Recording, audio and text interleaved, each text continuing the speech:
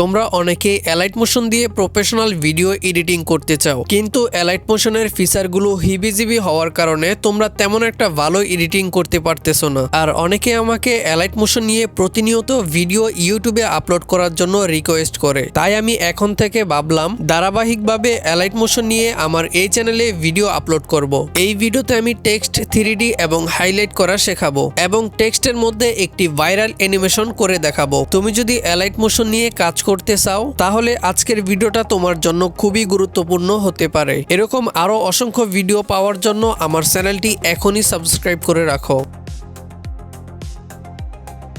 আমি elite motion অ্যাপটি open করে দিয়েছি। এখান থেকে ফার্স্ট আইকনে ক্লিক করব, দেন টেক্সটে ক্লিক করব। আমি এখান থেকে একটি টেক্সট লিখে নিব। এখানে দেখতে পারতেছেন কোণারের 3 লাইন অপশন আছে, এখানে ক্লিক করে লেখাটাকে মিডল পজিশনে বসিয়ে দিবেন। এখানে দেখতে পারতেছেন 18 PTS, এখানে ক্লিক করব, এটাকে জাস্ট বাড়িয়ে দিব। এখান থেকে এই কোণারে ধরে এটাকে লম্বা করে দিব।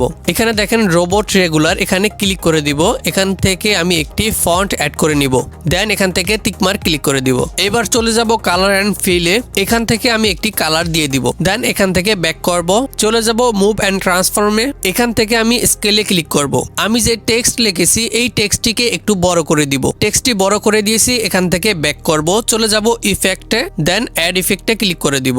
উপরে সার্চ বার আছে, এখানে ক্লিক করব, এখানে লিখে দিব ডিপ গ্লো। ডিপ গ্লো লেখার পরে এরকম একটি ইফেক্ট চলে আসবে, দেন ইফেক্টের উপর একটি ক্লিক করে দিব। এখান থেকে স্ট্যান্ডার্ড সেটিংস ক্লিক করে দিব। এখানে দেখেন গোলো রেডিউস, আমি এটাকে আপ করে দিব।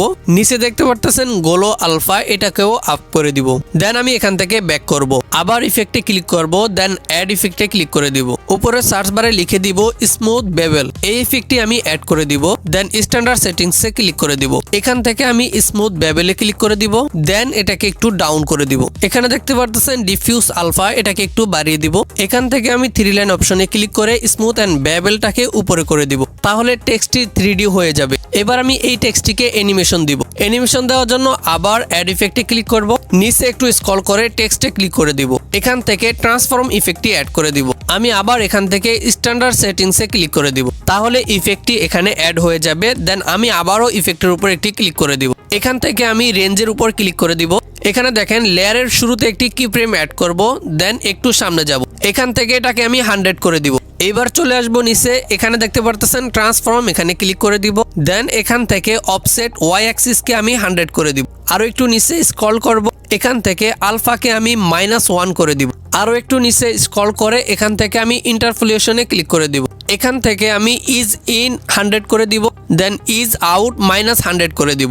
আরো একটু নিচে স্ক্রল করব, এখান থেকে ওভারল্যাপ করে দিব আমি 600।